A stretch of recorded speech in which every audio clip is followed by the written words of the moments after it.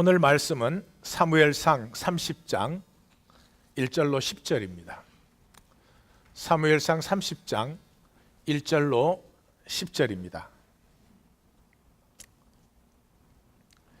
다윗과 그의 사람들이 사흘 만에 시글락에 이른 때에 아말렉 사람들이 이미 네겝과 시글락을 침노하였는데 그들이 시글락을 쳐서 불사르고 거기에 있는 젊거나 늙은 여인은 한 사람도 죽이지 아니하고 다 사로잡아 끌고 자기 길을 갔더라.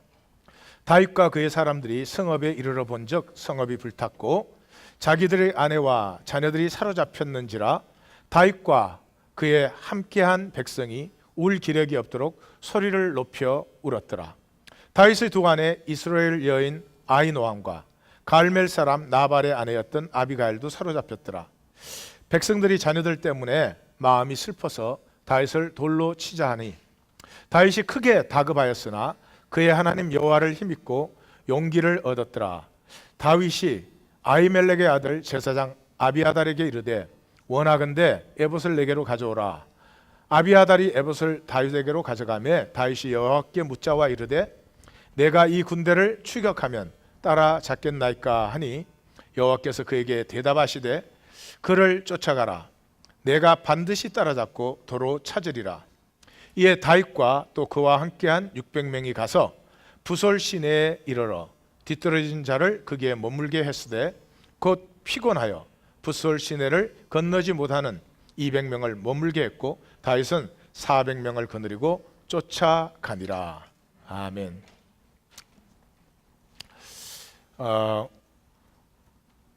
오늘 다윗의 얘기를 시작하면서 들어가는 질문은 사람이 가장 강력할 때가 언젠가요?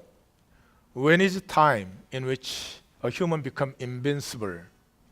사람은 굉장히 약한 존재입니다. 동물적으로도 약한 존재입니다. 자연에 버려두면 생쥐 한 마리도 잘 살아갑니다. 근데 인간을 자연에 버리면 대부분 살아남지 못할 것입니다. 뿐만 아니라 정신적으로도 아주 약합니다. 이 세상의 동물 중에 어릴 때 받은 상처와 두려움에 사로잡혀가지고 어른이 돼서도 전전긍긍하며 사는 것은 아무것도 없습니다. 인간만 그러합니다. 이렇게 약한 것이 인간입니다.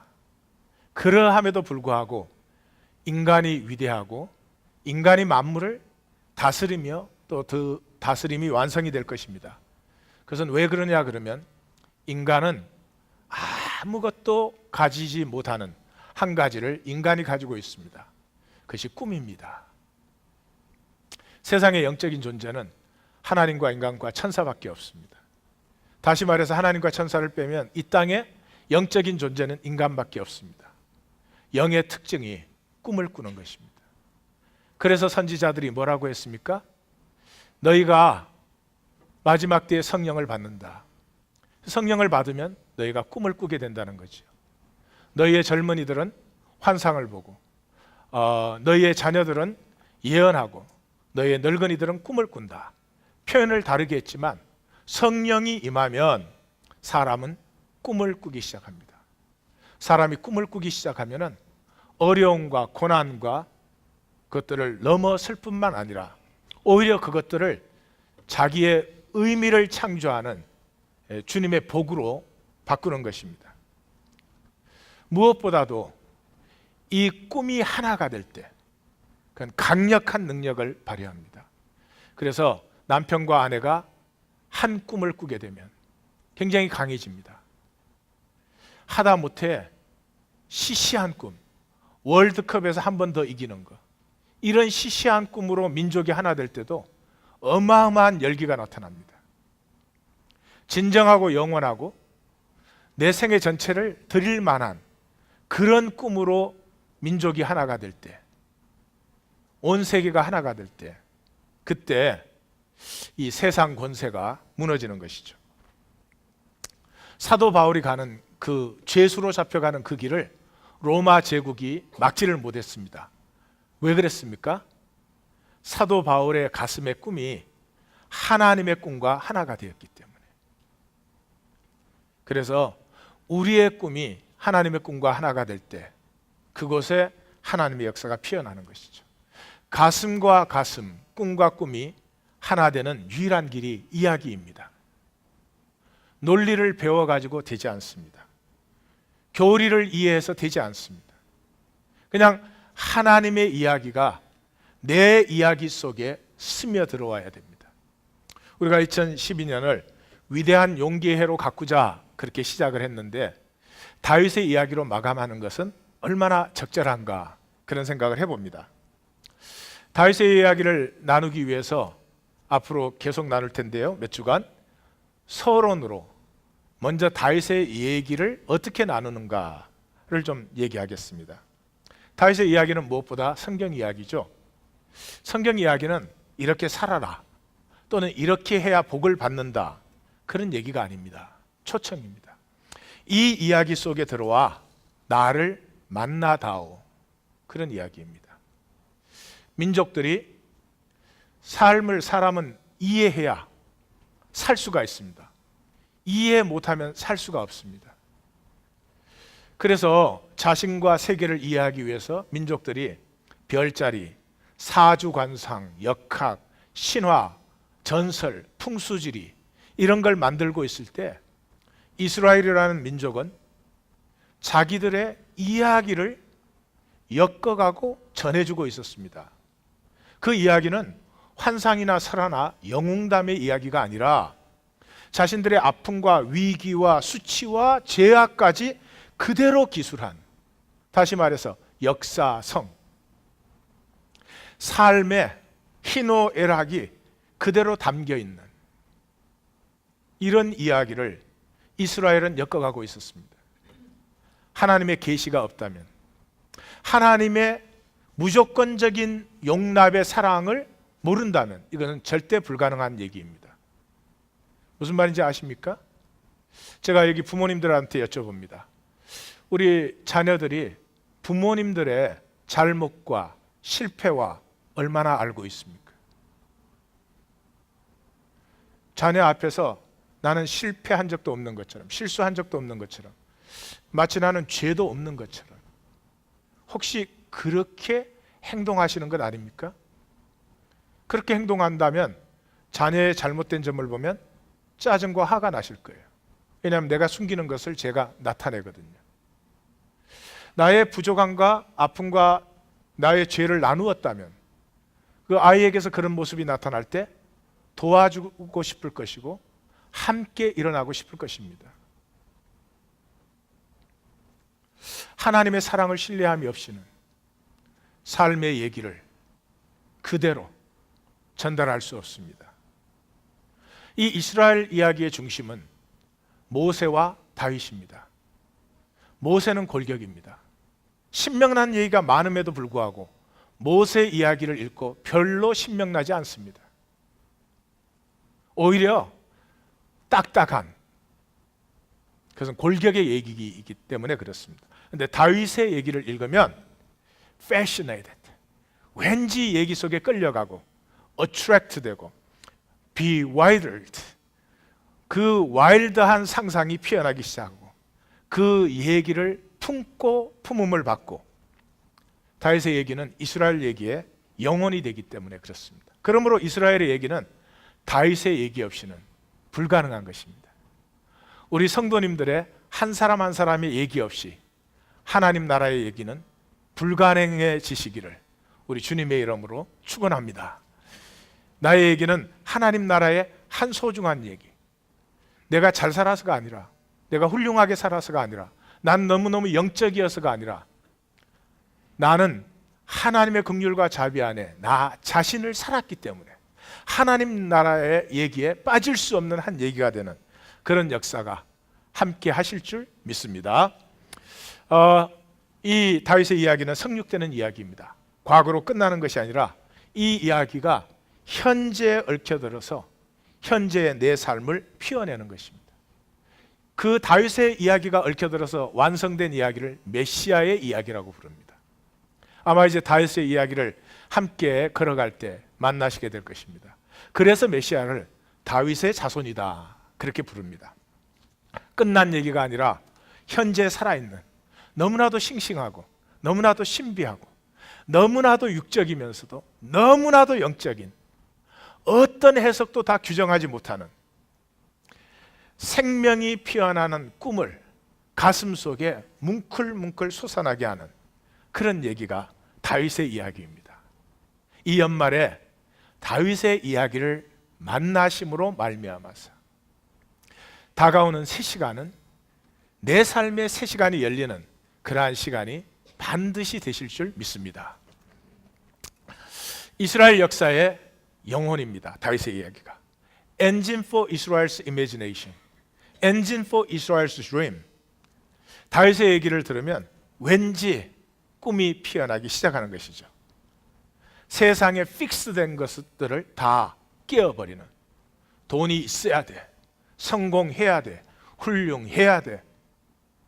아니, 그런 것이 없는 자리에도 생명은 얼마나 소중하고 아름답게 피어날 수 있는지, 그런 것이 없는 자리에도 생명은 얼마나 담대하게 아름다울 수 있는지, 모든 픽스들을 다 파헤쳐버리는, 이학권 성도가 다윗의 얘기를 한다고 이학권 성도의 꼭두각시가 되는 게 아니라 오히려 이야기꾼을 사로잡아서 자신의 이야기가 펼쳐나게 하는 이런 능력이 있습니다. 그래서 다윗의 이야기를 만난 사람은 남을 원망하거나 조건을 원망하지 않습니다. 뭘 사람을 잘못 만나서, 상황이 안 좋아서, 그런 것이 아니라 누구를 만났든 간에 내가 운명의 주체로 회복되어져서 그 상황, 어떤 상황이든지 그 상황 속에서 의미와 가치를 만들어내는 이런 초월성을 우리의 가슴에 이렇게 피워내는 얘기가 다윗의 이야기입니다. 그래서 사랑하는 성도님들, 이 다윗의 이야기를 나누는 동안에 꼭 다윗의 이야기를 만나시기 바랍니다. 훌륭한 다윗을 만나라, 모범적인 다윗을 만나라, 그런 뜻이 아닙니다. 다윗을 만나라고 하는 유일한 이유는 다윗은 다윗 자신을 살았던 사람입니다. 우리는 그저 남들에게 훌륭하게 보이느라고, 모범적으로 보이느라고 전전긍긍하다 보니 자기가 누군지도 모릅니다. 다윗의 이야기가 우리의 영혼을 살려내고 생명의 길벗대어서 우리의 영혼을 피워내는 이유는 다윗은 다윗 자신으로 살았던 그런 사람이기 때문입니다. 교훈이나 지시를 하는 것이 아닙니다. 이야기의 외침을 들어보시고, 이야기의 속삭임에 귀를 기울이시고, 이야기에 풍덩 빠져보시고, 흠뻑 젖어보시고, 이야기를 즐기다 보니까 나도 나일 수 있는 용기가 생겨난 그런 다윗의 이야기가 되실 줄 믿습니다. 무슨 다윗을 제널라이즈해서 다윗을 이발리에하거나 판단하거나 다윗이 이렇게 훌륭합니다, 그러므로 여러분도 훌륭하게 사십시오, 그런 얘기를 믿지 마십시오. Encounter and share and embrace. 다윗의 얘기를 만나시고 다윗의 얘기와 내 가슴이 나누어지기 시작하고 다윗의 얘기가 나를 품고 내가 다윗의 얘기를 품는 그런 이야기.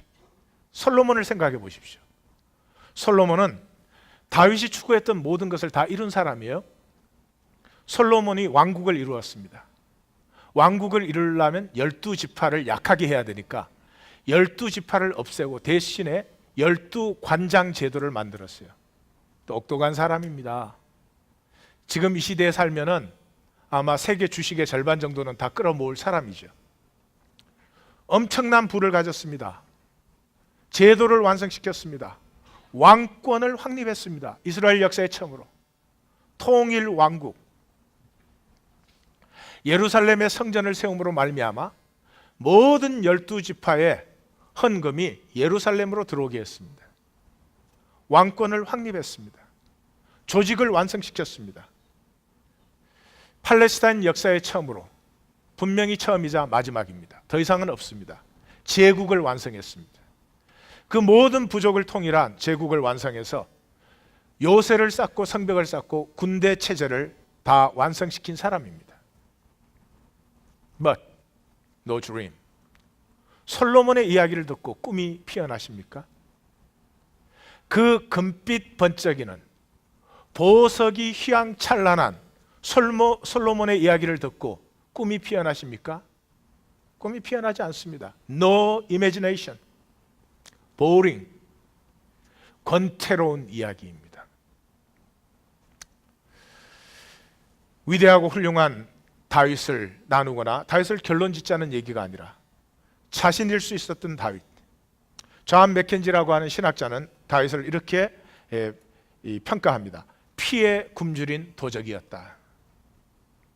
또 세뮤얼 테린이라고 하는 신학자는 여리도록 순수한 신앙의 고결함을 가진 사람이었다. 이 양면의 다윗을 다 만나십시오. 우리가 자신을 살지 못하는 이유가 무엇입니까? 좋은 평가만 받으려고. 사람들의 평가 믿지 마십시오. 사람들이 날 좋다 그랬다고 좋은 사람 아닙니다. 사람들이 나를 나쁜 사람이라고 그랬던 나쁜 사람 아닙니다. 나는 나일 뿐입니다. 그것을 두려워하시면 자기를 살 수가 없습니다. 자기를 사는 사람의 특징이 친구와 적이 뚜렷합니다. 나사렛 예수와 같이, 다윗과 같이 적이 있어도 괜찮습니다. 친구도 필요합니다. 그것이 삶입니다. 자, 이 다윗의 이야기는 무엇보다 진리의 이야기입니다. 진리의 이야기라는 말은 진리는 이야기로 스며드는 것입니다. 정제된 알약으로 먹는 것이 아닙니다. 목회자에게 성경 공부해가지고 진리를 알고 살 수 있는 것 아닙니다. 교리 다 배웠다고 진리를 아는 것 아닙니다. 진리가 빛나게 포장되어서 판매되는 이 시대, 너무 번쩍번쩍거리게 포장을 해가지고 이걸 가져야만 산다고, 이게 절대 필요한 거라고, 그 빛나게 포장된 것을 사기 위해서 우리의 일생을 바치고 있습니다. 빛나게 포장된 것은 승자가 가지는 것입니다. 아픔과 슬픔과 절망과 어려움은 루저, 패자의 것입니다. 그런 세상의 거짓을 믿지 마십시오. 아픔과 절망과 고통은 패자의 것이 아닙니다. 생명의 소중한 한 부분들입니다. 빛나게 포장된 가짜 진리를 사기 위해서 온 평생을 떠내려 보내지 마십시오. 인간의 필요와 이익을 따라 요리된 진리, 먹기 좋도록. 요즘 골치 아프면 사람들이 다 싫어합니다. 부담이 없어야 됩니다. 쌈박하게 정리해 줘야 됩니다. 교회까지도 그렇습니다. 그러나 먹기 좋게 요리된 진리의 뒤에는 언제나 히든 어젠다가 있습니다. 그 자체가 끝이 아닙니다. 그것을 통해서 사람을 끌어모은다든지, 그것을 통해서 영향력을 만든다든지, 그런 진리를, 번쩍거리는 포장된 진리를 잠깐 내려놓으시고 곰팡이 냄새가 나는 묵은 된장 같은, 오래된 장아찌 같은, 어머니의 손길 같은, 별로 빛나지 않지만, 별로 화려하지 않지만 가슴의 진실이, 인생의 진실이 그대로 묻어나는 그런 진리를 이제 한번 만나십시오. 하나님의 이야기입니다. 다윗의 이야기는 무엇보다도. 왜 그렇죠? 하나님은 영이시기 때문에. 하나님은 영이시기 때문에 우리는 직접 체험할 수 없습니다. 하나님을 만났다는 어떤 사람도, 하나님을 체험했다는 어떤 사람의 얘기도 믿지 마십시오. 하나님은 영이시기 때문에 직접 체험이 안 됩니다. 인격 속에 얽혀오는 것입니다. 그러므로 하나님을 만난 사람의 변화된 인격을 볼 때 우리는 하나님이 누구신지를 볼 수 있습니다. 그래서 나사렛 예수는 이렇게 말합니다. 나를 본 자가 아버지를 보았다. 나를 본 자가 아버지를 보았다. 이것이 그리스도인의 고백입니다. 세상 사람들이 하나님을 어떻게 보아요? 그러면 나를 보세요. 이러면 되는 거죠. 그것이 안 되시면 종교 생활을 오래 하신 거예요. 굉장히 힘든 종교 생활을 오래 하신 것입니다. 종교처럼 정죄가 많은 게 어디에 있습니까? 고통스럽고 어렵고 힘든 삶임에도 불구하고 하나님 안에 있는 언약의 소망 때문에 기쁨이 선명한, 저 사람은 저 처지에 무엇이 저렇게 행복할까? 그것이야말로 하나님을 보여주시는 거죠. 신기한 현상, 종교적 환희, 마술적 능력, 그런 것이 아니라, 그러므로 하나님을 만났던 사람들의 특징은 자신일 수 있는 것입니다. 자신일 수 있었던 다윗을 만남으로 내가 버린 나를 회복하는 거죠. 내가 억눌러 버린 내가 다시 피어나는 거죠. 그 나는 하나님이 만드신 나, 하나님이 사랑하시는 나, 너무나 아름다운 나입니다. 딴 것 갖다가 붙여서 아름다워지실 필요 없고 그렇게 아름다워지지도 않습니다. 내가 억누르고 내가 사장시켰던 하나님의 나가 피어나는 아름다움이 우리 모두에게 충만하시기를 주님의 이름으로 축원합니다. 다시 말해서 생명을 품어 안는 것입니다. Not polished, not packed well, not manufactured. 다시 말해서 내 생명을 팔러시 시켜가지고, 자, 입만 하면 어때요? 꽤 괜찮은 사람이죠? 이런 것이 아닙니다. 멋있게 포장을 해가지고 나 좀 대접해 주세요 이제는, 그런 것이 아닙니다. 이만큼 성공하면 됐죠? 됐습니까? You're never gonna be accepted, no matter how much you manufacture your life. 하나님의 주신 생명이 한 번 더 품음을 받고 피어날 때까지 우리는 진정한 행복과 기쁨은 결코 만나지 못할 것입니다. 다윗의 이야기를 시작하는 서론적인 이야기로 오늘은 사무엘상 30장 얘기를 나누려고 합니다. 이 30장 얘기는 아말렉과의 전쟁 이야기입니다. 이 아말렉과의 전쟁 이야기를 아시려면 성경에 그 앞에 나오는 아말렉의 이야기를 좀 아셔야 됩니다. 아말렉이 처음 나타나는 것은 이스라엘이 출애굽했을 때입니다. 가장 약해 있을 때 그 이스라엘을 공격합니다. 그래서 그때 전쟁을 보면 모세가 손을 들고 있으면 이기고, 기도하면 이기고, 기도를 멈추면 패전하고, 그런 모습을 보여주고 있죠. 다시 말해서 이스라엘의 생명은 자신들의 능력이 달린 것이 아니라 이스라엘이 하나님과 함께 하느냐 하지 않느냐 하는 것에 달린 것이죠. 그 약한 이스라엘을 공격한 아말렉을 물리친 후에 하나님이 이렇게 말합니다. 이것을 책에 기록하여 기억하게 하고 여호수아의 귀에 외어 들려라. 내가 아말렉을 없이하여 천하에 기억도 못하게 하니라. 하나님이 아말렉을 원수로 삼았습니다. 여호와께서 맹세하시기를 여호와가 아말렉과 더불어 대대로 싸우리라, 이렇게 했습니다. 그 하나님의 특징이 있어요. 이 연약한 자를 공격하는 것을 하나님은 아주 싫어하시는 것 같아요. 기억나십니까? 예수 그리스도께서 십자가를 지시고 부활하신 후에 교회의 싹이 처음으로 터났을 때 아나니아와 삽비라가 그것을 쏘기려고 합니다. 죽었습니다. 너무하다 싶습니다. 죽었습니다. 구약에도 마찬가지입니다. 이스라엘이 출애굽을 하고 약속에 의해서 가나안 땅에 처음으로 들어왔는데 아이성에서 아간이 그것을 도둑질하였습니다. 그를 죽입니다. 죽일 것까지는 없잖아요. 근데 죽입니다. 아말렉이 이스라엘이 연약할 때마다 공격을 합니다. 죽일 것까지는 없을 것 같아요. 그런데 역사에서 멸절시키라고 말합니다. 하나님답지 않습니다. 왜 그럴까요? 조금 더 보실까요? 가데스 바네아에서 12정탐군이 돌아와서 우리는 안 된다, 우리는 메뚜기 같아, 그 바람에 뒤를 돌았을 때, 역시 가장 이스라엘이 약할 때, 이때 첫 번째 패배가 또 아말렉에게 당합니다.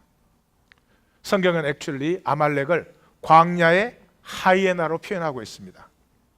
신명기 25장에 보면 너희는 애굽에서 나오는 길에 아말렉이 내게 행한 일을 기억하라.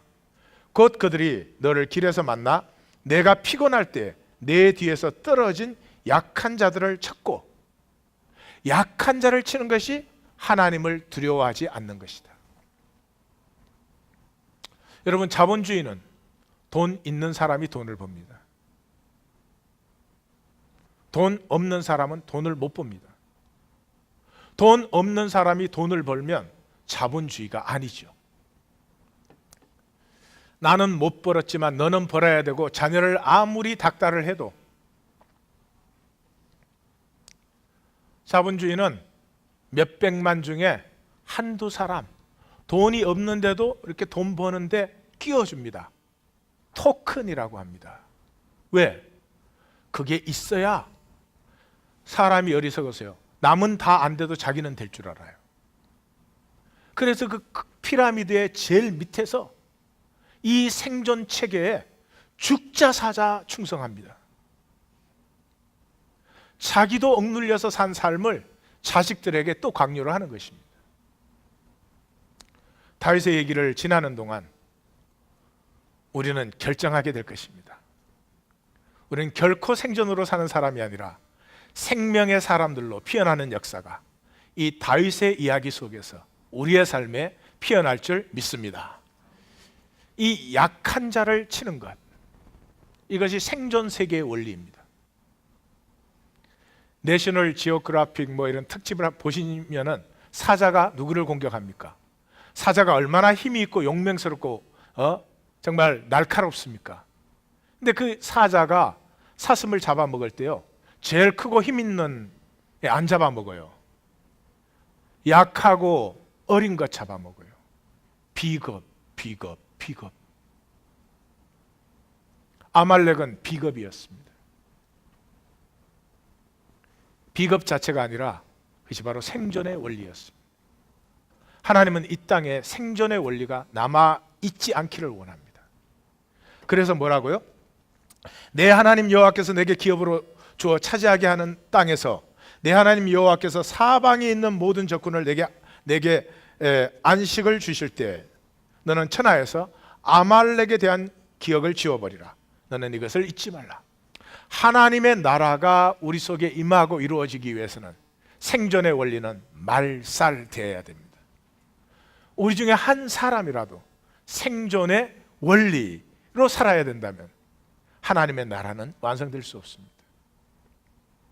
이것이 모세가 선포한 야훼법의 중심입니다.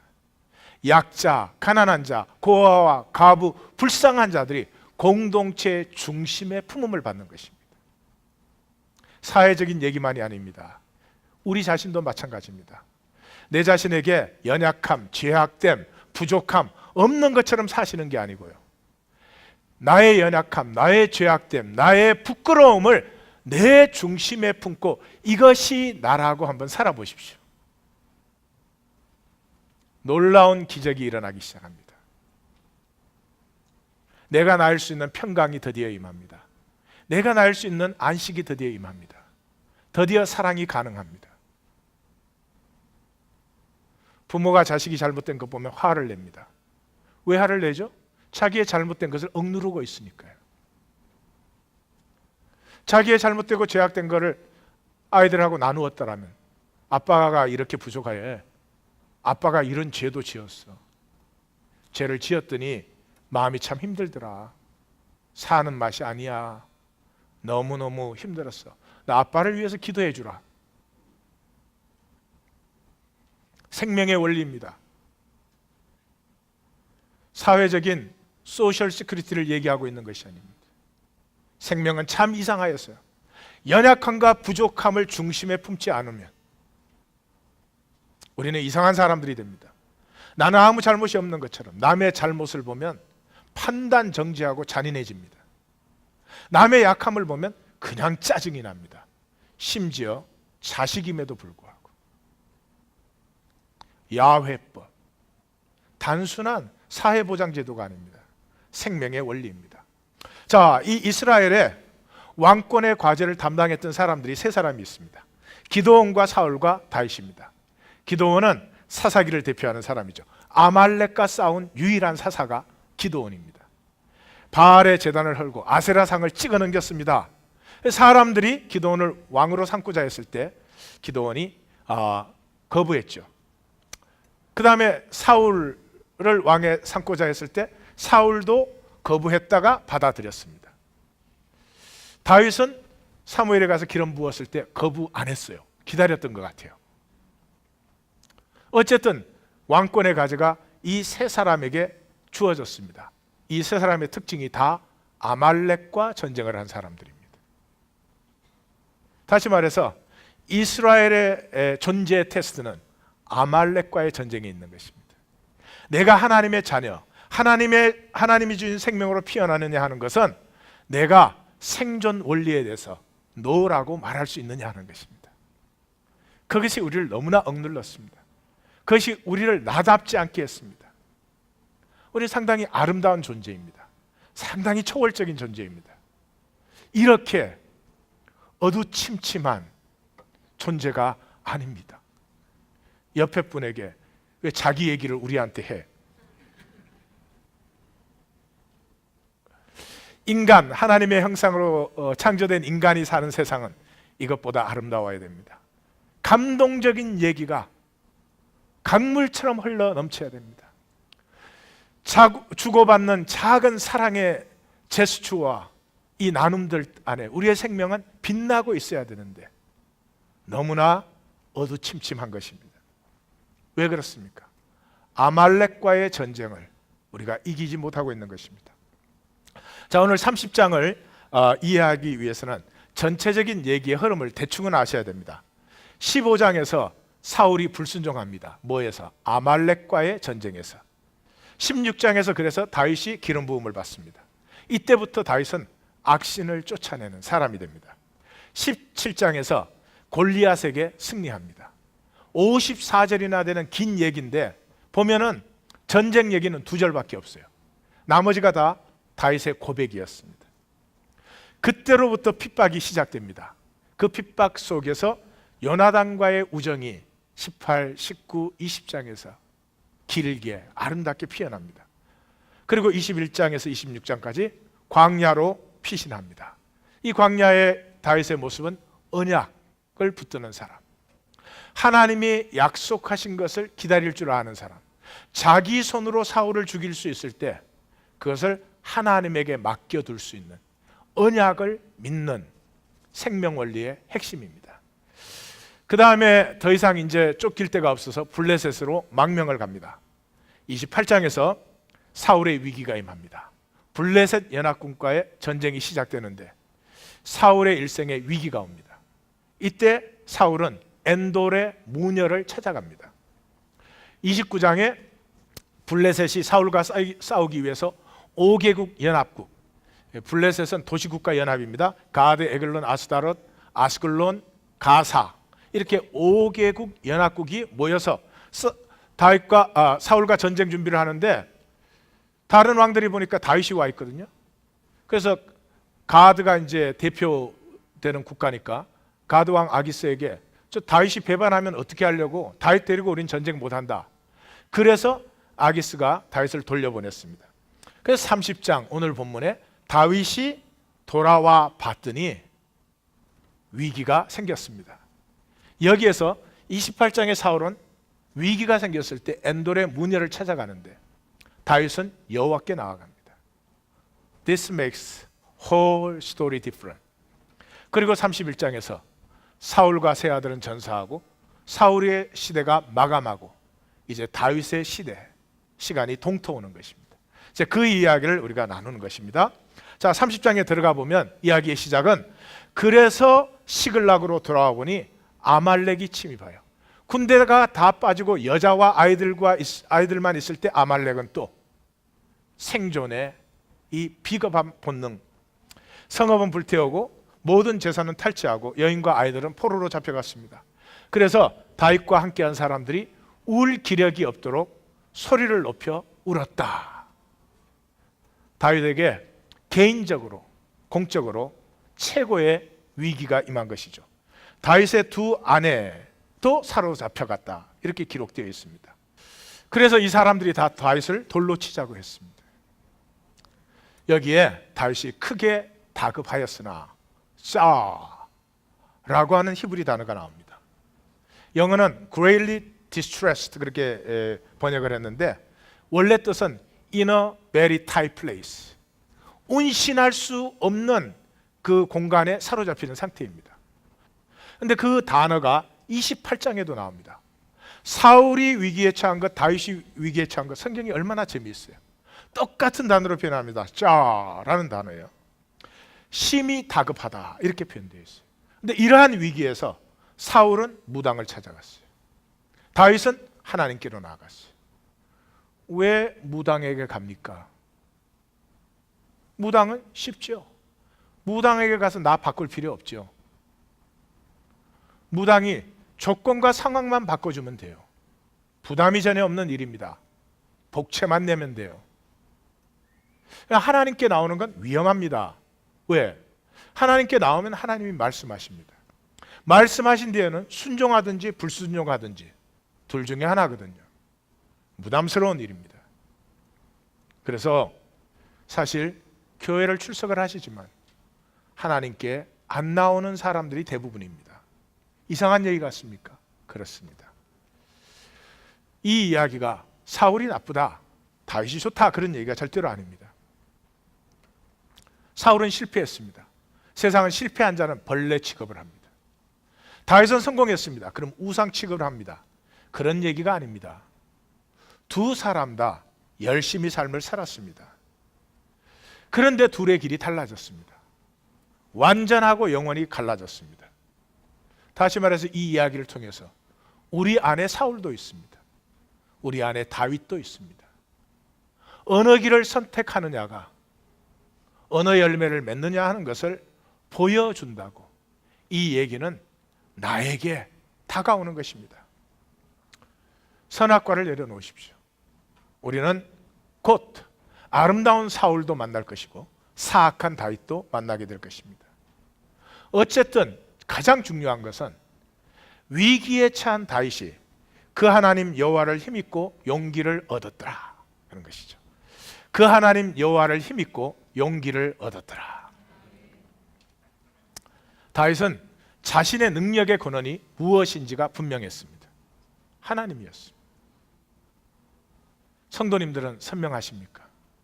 혹시 내 능력의 근원이 돈이고 그래서 하나님에게 충성하면 하나님이 돈을 좀 주실 것으로 아마 그러신다면 불안과 두려움은 점점 더 가중될 것입니다.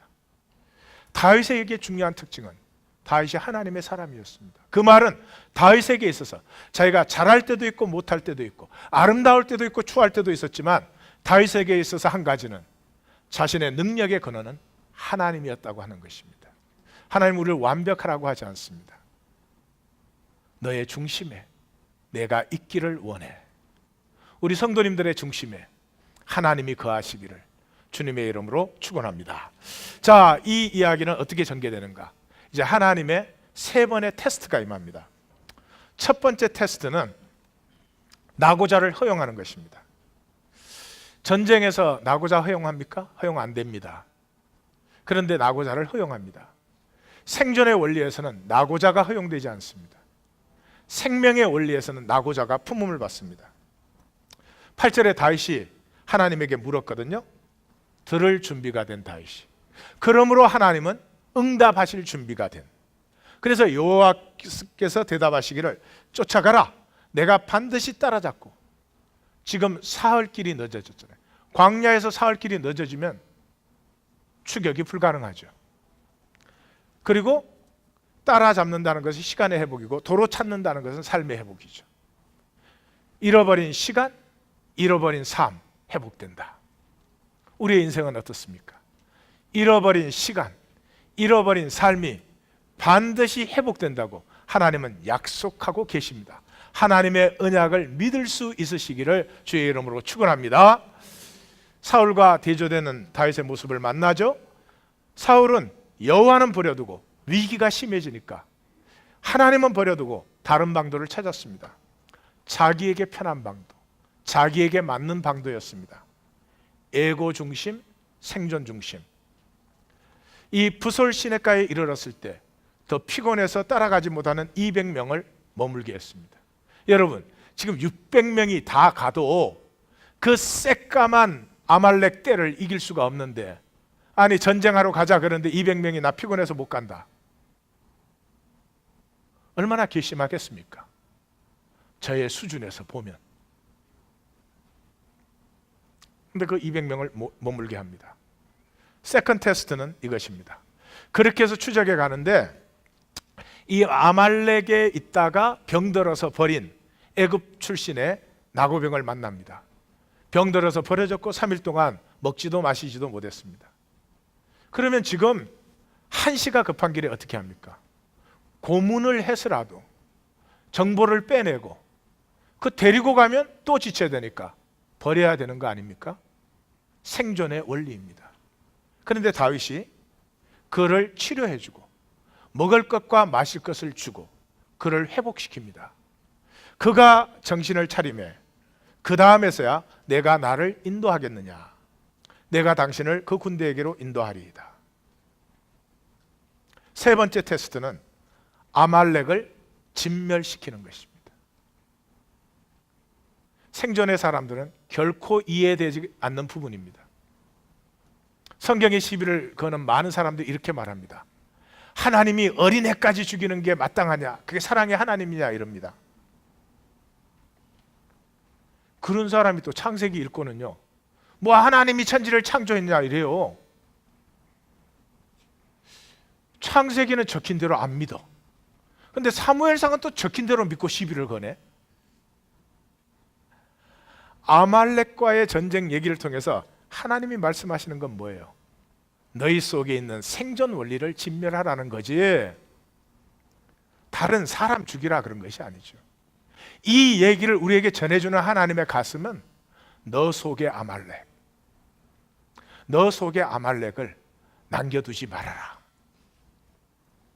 그래서 이제 아말렉을 진멸시키는 건데요, 아말렉이 사흘길을 지연되고 애굽 병사를 다 치유하고도 아말렉을 잡을 수가 있었어요. 왜 그러냐 그러면 이 친구들 안 가고 술 먹고 취하고 놀고 밤낮 없이 그러고 지금 있는 거예요. 그래서 크게 약탈하였으므로 먹고 마시며 춤추는지라. 그런데 그 먹고 마시고 춤춘다는 말을 읽어보시면 알겠지만 very unattractive. 성경에 잔치 얘기가 많이 나와요. In fact 하나님의 나라를 잔치로 표현하는데 왜 이 잔치가 이렇게 unattractive 할까요? 여기뿐만이 아니에요. 출애굽기 32장에 가면 이스라엘이 금송아지 만들어 놓고 마시며 일어나서 뛰어놀더라. 그런데 again not very attractive. 누가복음 12장에 가면 어리석은 부자가 잔뜩 쌓아놓고 평안히 쉬고 먹고 마시고 즐거워하자 그러는데 별로 아름답고 밝게 보이지 않아요. 왜 그렇죠? 저들의 생애의 목적이 쾌락과 재미에 있기 때문에. 쾌락과 재미는 좋은 열매입니다. 내 삶을 가치 있게 살아가는 사람에게 타임 투 타임 찾아오는 잔치의 시간은 굉장히 즐거운 것입니다. 그것 자체가 목적이 되면 느끼해지는 것입니다. 우리 성도님들도 즐길 때가 있으시죠? 즐길 때 떳떳하고 밝고 아름답습니까? 아니면 느끼하십니까? 저는 성도님들의 삶의 즐거움이 밝고 아름다운 즐거움일 줄 믿습니다. 왜 대답이 그렇게 용기가 없으신가요? 성도님들의 즐거움은 밝고 아름다운 즐거움일 줄 믿습니다. 예. 자, 결과는 불문가지예요. 예. 불란서에서 수입한 가지다 그런 뜻이 아니고요. 제가 어쩌다가 유식한 말을 한번 썼어요. 안 물어봐도 다 안다. 그래서 그런 얘기는 성경은 적지를 않아요. 007 얘기는요, 결국 007이 이길 거 다 알아. 근데 2시간을 질질 끌어요. 성경은 그렇지 않아요. 그냥 아말렉을 만나는 순간에 딱 승리하고 맙니다. 근데 다윗은 아말렉을 완전히 진멸했습니다. 사울은 자신이 선택했습니다. 유리한 건 남기고 없애도 괜찮은 건 없앴습니다. 생존의 원리입니다. 언제나 득실이 계산 중심에 있습니다. 성도님들, 득실이 내 삶의 중심에 있으면 내 삶의 차원은 낮고 지저분해지는 것입니다. 하나님을 의뢰하십시오. 하나님으로 풍성히 받고 땅끝까지 복의 근으로 축복하시는 그런 삶이 꼭 되시기를 주님의 이름으로 축원합니다. 사무엘상 15장을 보면은요, 9절에 사울과 백성이 아각과 그의 양과 소, 아각이 이제 아말렉 왕이에요. 소의 가장 좋은 것 또는 기름진 것과 어린 양, 뭐 좋은 건 다 남겼어. 그리고 진멸하기를 즐겨하지 아니하고 가치 없고 하찮은 것은 진멸하니라.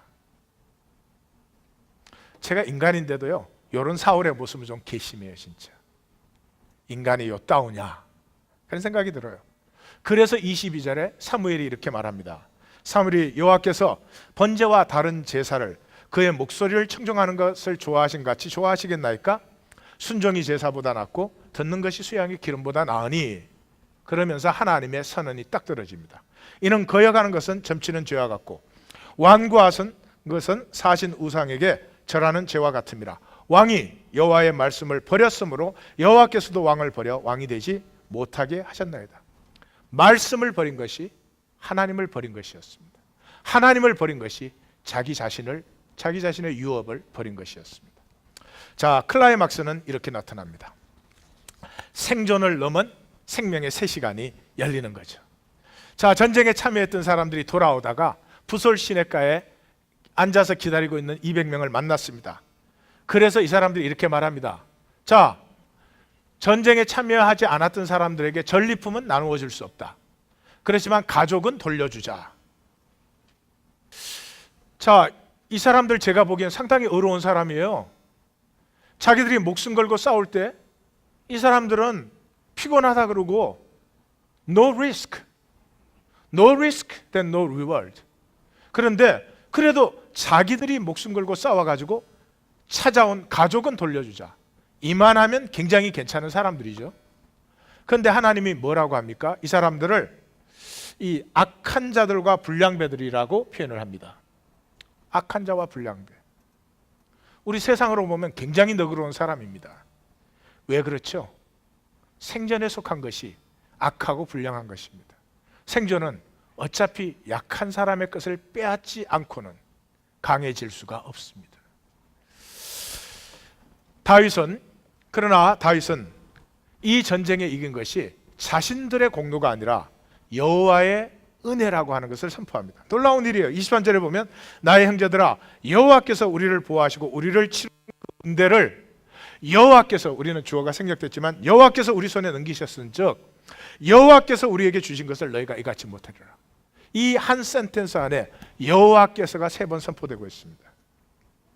모세가 증거했던 야훼법, 희년, 약한 자를 중심에 품어 안는, 비로소 생명이 생명으로 피어나는 길이 처음으로 이스라엘의 역사에 선포되고 있습니다. 공을 세우는 것보다 공을 나누는 것, 공을 이루는 것보다 공을 나누는 것이 훨씬 더 큰 것이다. 그렇지 않습니까? 남편이 뭐 이렇게 어떤 일에 잘 성공해서 큰 수익을 올렸다. 그래서 지 혼자 가지고 쓴다. 지가 잘했으니까. 자식이 뭐 달라 그래도 두드러 팬다. 아름답지 않지요? 아빠가 열심히 일한 이유가 뭐예요? 가족들 편하고 잘 살으라고. 그 가족이 지구의 인류 가족쯤 되면 얼마나 좋은 일이겠어요? 저와 함께 지구에 있는 모든 인류 가족을 풍성하게 하는 하나님 나라의 꿈을 꾸시지 않겠습니까? 여러분, 제 길벗이 되어달라고 초청합니다. 재미있는 것은요, 다윗 자신이 17장에 보면 다윗을 사람들이 하도 깔봐가지고 짐 지키는 자 옆에 있으라 그랬어요. 또 사무엘이 기름 부으러 갔을 때도 눈여겨보지 않는 8째였어요. 이 8째가 도시락 딜리버리 보이로 갔다가 역사가 일어난 거예요. 그래서 저도 딜리버리 보이를 했습니다. 다윗의 군대도 22장을 보면은 나고자와 패배자들이 모인 그런 군대였습니다. 그 가슴에 아픔을 아는 사람들이었습니다. 다윗이 이렇게 선포합니다. 전장에 내려갔던 자의 분깃이나 소유물 곁에 머물렀던 자의 분깃이 동일할지니 같이 분배한다. 놀라운 얘기죠. 뿐만 아니라 더 놀라운 선포를 하죠. 그날부터 다윗이 이것으로 이스라엘의 율례와 규례를 삼았더니 오늘까지 이르렀다. 여러분, 사랑하는 성도님들, 이 세상은요, 잘난 자 강한 자가 움켜쥐고 지멋대로 살으라고 하나님이 만들지 않았습니다. 모두가 한 식구 되고 함께하고 연약할수록 가운데 품어주면 생명의 아름다움이 강물처럼 흘러넘치고 생명의 초월성은 저 별과 같이 영원히 빛나는 그런 아름다운 세계, 좋았더라 좋았더라 심히 좋았더라를 하나님이 창조하셨습니다. 이 하나님의 말씀이 선포되는 것, 이 하나님의 이야기가 이야기로 나누어지는 곳에 하나님의 이 역사가 회복될 줄 믿습니다. 쏘기는 생존의 꿈을 십자가 아래 내려놓으십시오. 괜찮습니다. 십자가 아래 내려놓으면 절대 못 살 것 같은데 지금보다는 훨씬 더 잘 삽니다. 왜냐하면 지금보다 못 사는 건 불가능하기 때문에. 복음서에도 이 얘기가 나오죠. 포도원 주인이 일꾼을 데리러 나갔어요. 그래서 아침 9시, 12시, 오후 3시에 데리고 와요. 심지어 5시에 가서 데리고 와서 6시에 일을 마쳤어요. 그랬더니 아침에 온 일꾼들이 항의하는 거예요. 저 사람 1시간밖에 일 안 했는데 나하고 똑같이 한 데나리온 주냐. 그러니까 주인이 내 것이나 가지고 가라. 나중에 온 이 사람에게 너와 같이 주는 것은 나의 뜻이다. 내 것을 가지고 나의 뜻대로 하지 못하겠느냐? 내가 선함으로 내가 악하게 보느냐? 세상이 그렇습니다. 하나님의 선함을 세상은 악하다고 합니다. 이와 같이 나중된 자가 먼저 되고 먼저 된 자가 나중되는 것입니다. 약한 자가 보이십니까? 연약한 자가 보이십니까? 죄악된 자가 심지어 보이십니까? 그 아픔을 품을 수 있는 그런 하나님 나라의 백성들이 다 되실 줄 믿습니다. 대단원은 이렇게 내려집니다. 코이노니아예요. 26절에 다윗이 시글락에 이르러 전리품을 그의 친구 유다 장로들에게 보내어 이르되 보라 여호와의 원수에게서 탈취한 것을 너에게 선사하노라. 그리고 상징적인지 모르겠지만 12고을에 보내고 그 다음에 남왕국의 중심지가 되는 헤브론에 보내고 그래서 모든 곳에 보내었다. 이렇게 오늘의 이야기는 마감하고 있습니다.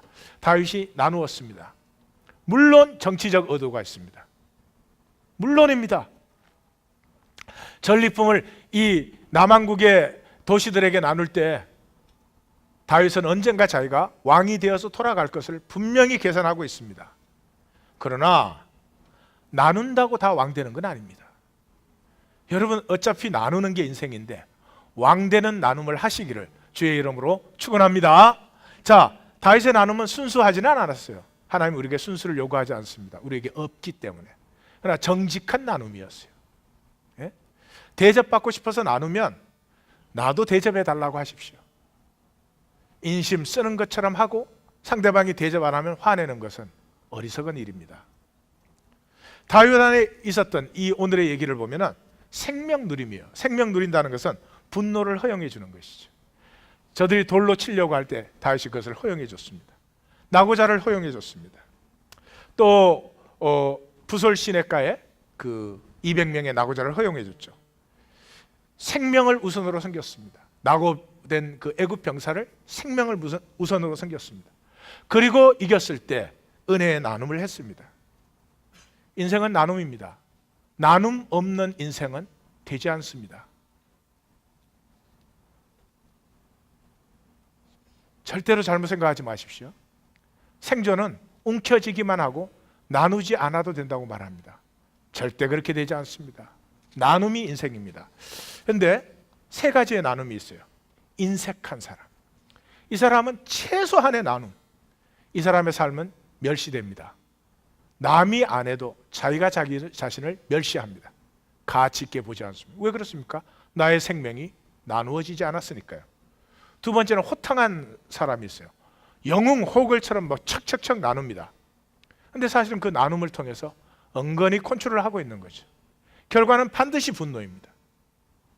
받았던 쪽도 분노하고 준 쪽도 분노합니다. 잘 아시죠?